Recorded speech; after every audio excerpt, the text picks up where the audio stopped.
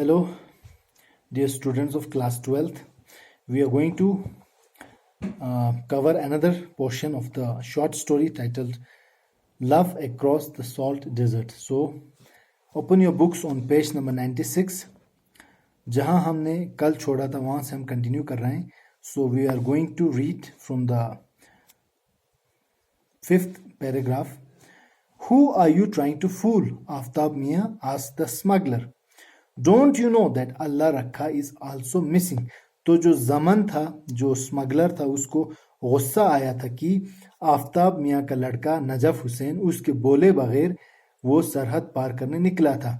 तो जब आफ्ताब ने बोला कि मेरा लड़का यहीं कहीं होना चाहिए, वैसे भी आपको उससे क्या काम है, तो जमन गुस्से में बोलने लग गया कि आप किसको बेवकूफ़ बना रहे हो आफ्ताब मियाँ.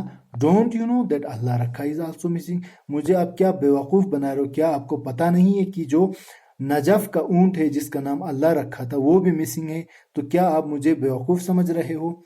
In these border villages the pattern of life was such that if a man was absent along with his camel, it was taken for granted that he had made a foray across the desert into Pakistan.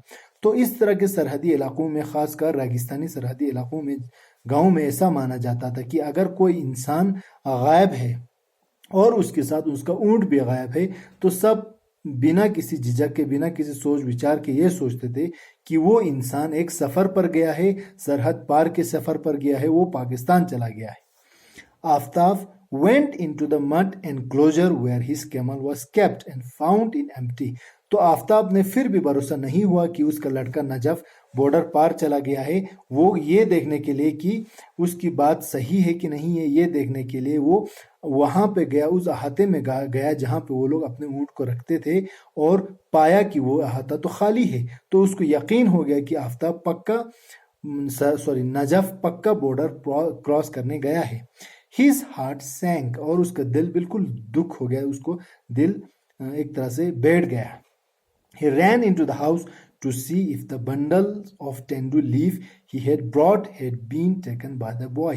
और फिर वो जल्दी से घर के अंदर भाग गया, ये देखने के लिए कि जो उसने गुच्छे लाए थे टेंडू लीफ का, क्या वो लड़का जो नजफ हुसैन है, क्या वो उस टेंडू लीफ के गुच्छों को ले गया साथ में या भूल गए घर पर. Oh, the fool, the son of a fool, exclaimed Aftab, almost shaking with fury. फिर वो गुस्से से लाल, बहुत ही गुस्से में कहने लगे, क्या बेवकूफ़ है, क्या बेवकूफ़ का लड़का है. वो एक बिल्कुल गुस्सा होते हुए कहने लग गया, He had forgotten to take the leaf with him. क्योंकि मेरा जो लड़का है वो बेवकूफ़ है, क्योंकि वो सरहद पार तो चला गया, मगर वो जो पत्ते हम लेके आए थे, टेंडू लीफ, वो लेके जाना भूल गया. Who are you trying to fool with this drama? Called out Zaman, who was still standing at the door. Zaman अब भी गुस्से में था, अब भी दरवाजे का दहलीज पर खड़ा था और कहने लग गया कि इन बातों से, इस नाटक से तुम किसको बेवकूफ बनाने की कोशिश कर रहे हो.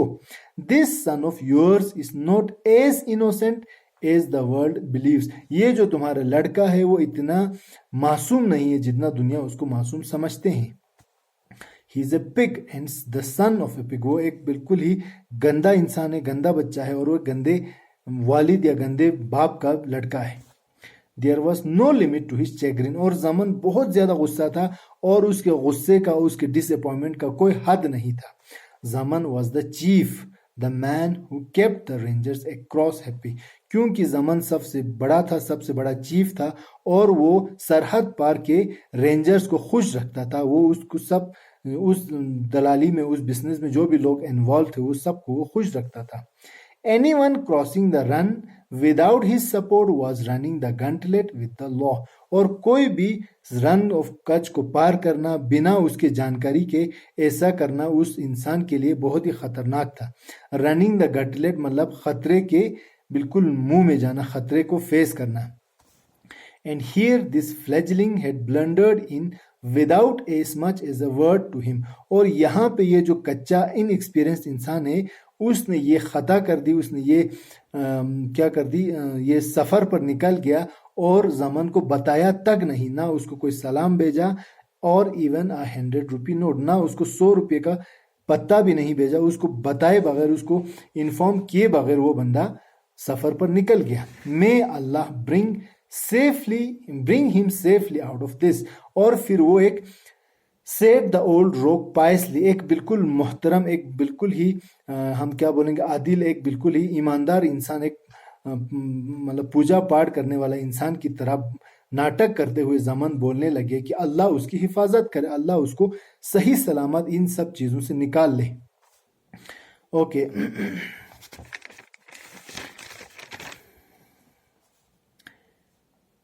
ही means just the opposite thought Aftab. और आफ्ताब ने सोचा कि असल में तो ये जो ज़मन कह रहा है दुआ वो मांग रहा है, वो असल में दुआ नहीं मांग रहा, उसके दिल में इसका पूरा अपोजिट है। Nothing would please him more than to see Najaf turn into carrion with vultures hovering around. क्योंकि नजफ को कोई चीज खुश नहीं करेगा सिवाय इसके कि वो मेरे बेटे का लाश देखे और वो लाश बिल्कुल बुरा हाल में हो और उसके इर्द गिर्द जो क्या बोलते हैं वल्चर्स, ईगल्स और उस तरह के जो प्रेइंग एनिमल्स है वो सारे उसके इर्द गिर्द होवर कर रहे हो, इर्द गिर्द चक्कर लगा रहे हो, घूम रहे हो। Don't worry Zaman, Allah will see him through, he said testily and bang the door in the smugglers face. तो आफ्ताब गुस्से होके कहने लग गया कि कोई आपको परेशान होने की जरूरत नहीं है ज़मन, अल्लाह उसकी हिफाजत करेगा। और ये चिड़चिड़ा होकर, गुस्से होकर वो दरवाजा, ये बोलकर दरवाजा जोर से ज़मन के चेहरे पर बंद कर दिया, दरवाजा बिल्कुल उसके मुंह पर ही बंद कर दिया।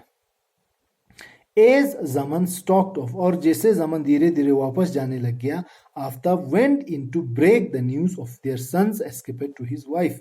आफ्ताब जल्दी से अपने बीवी के पास गया और उसने सोचा कि मैं ये ताज़ी खबर अपने वाइफ को, अपने बेटे ने जो जुर्रत की है, जो बिल्कुल एक तरह से अखमकी जुर्रत की है, वो अपने वाइफ को मैं बोल दूं। शी वुड फेंट ही थॉट, और सोचा कि इस तरह की बात सुनकर मेरी बीवी तो बेहोश हो जाएगी, ये सोचते हुए वो चला गया।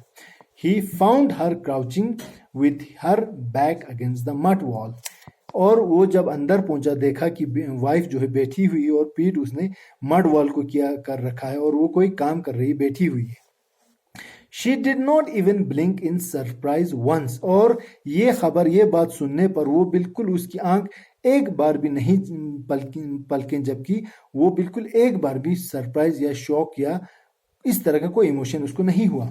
She just set there covering as if he had just slapped her and was about to do so again. वो ऐसे बिल्कुल स्टेचू की तरह बैठी रही कि जैसे आफ्ताब ने उसको थप्पड़ मारा हो और थप्पड़ मारने वाला हो, ऐसे वो बिना हिले डुले, बिना किसी इमोशन के वो वहां पे पड़ी रही, वहां पे बैठी रही। Allah, she knew it all the time. फिर आफ्ताब बोलने लगे कि या अल्लाह, इसको तो पता था, इसको सारी बात पहले से पता था। She was waist deep in this controversy along with her son and never even breathe a word about it. वो पूरी तरह इस साजिश में डूबी हुई थी, मेरे लड़के के साथ दोनों ने साजिश किया था, इस जो अभी वो चला गया है उस जर्नी का प्लानिंग दोनों ने किया था, और मुझे एक बात की भनक तक नहीं लगने दी।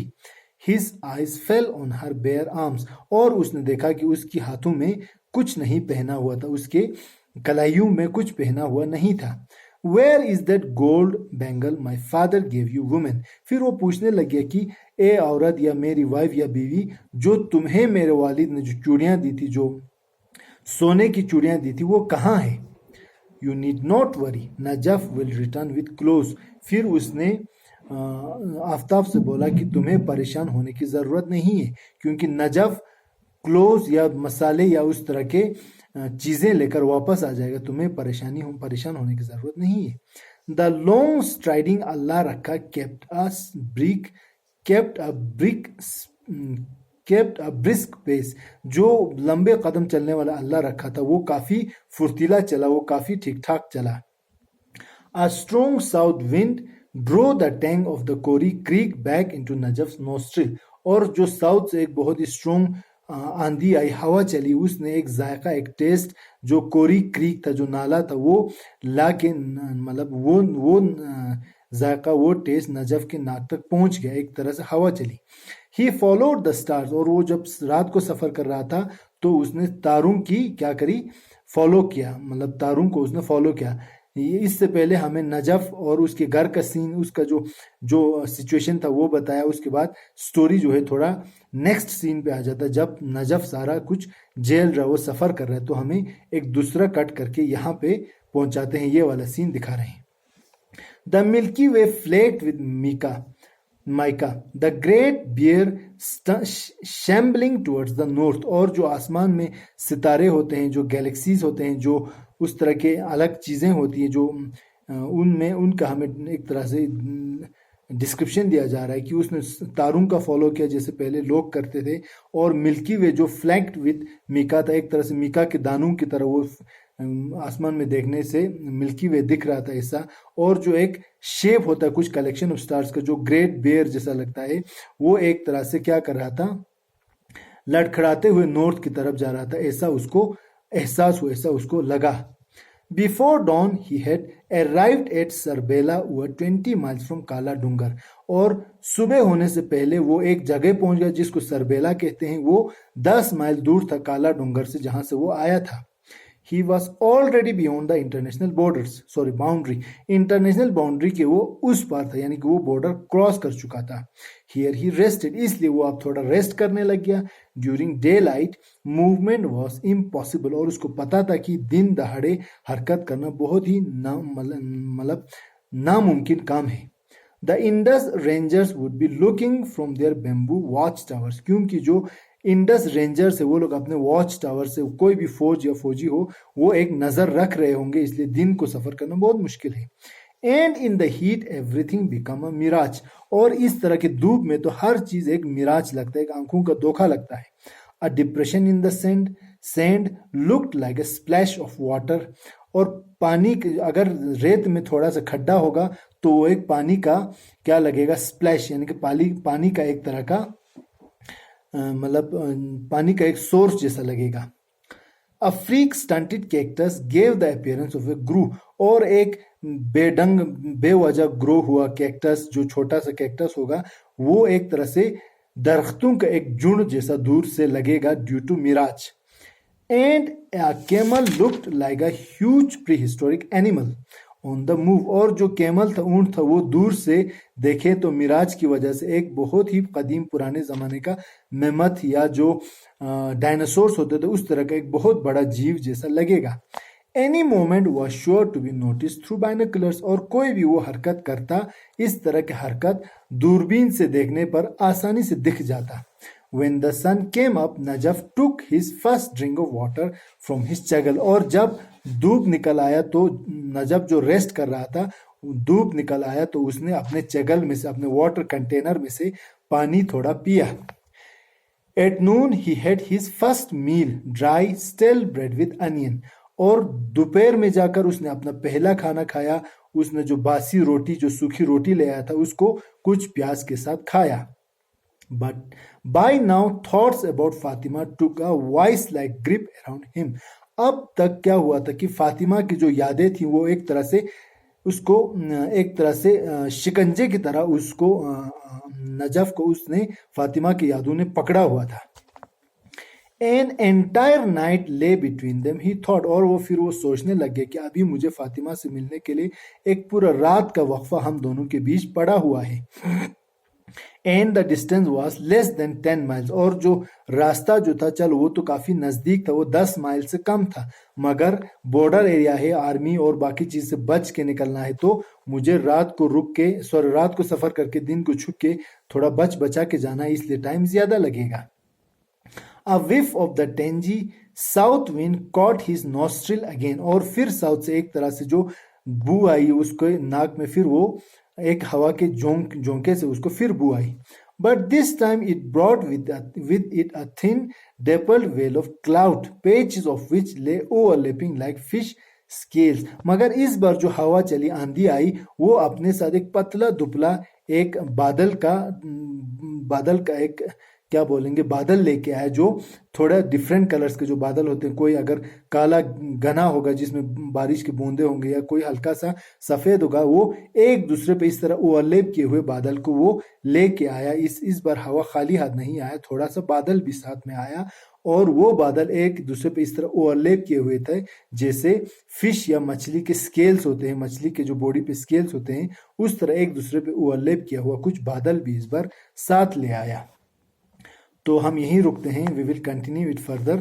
Thank you so much.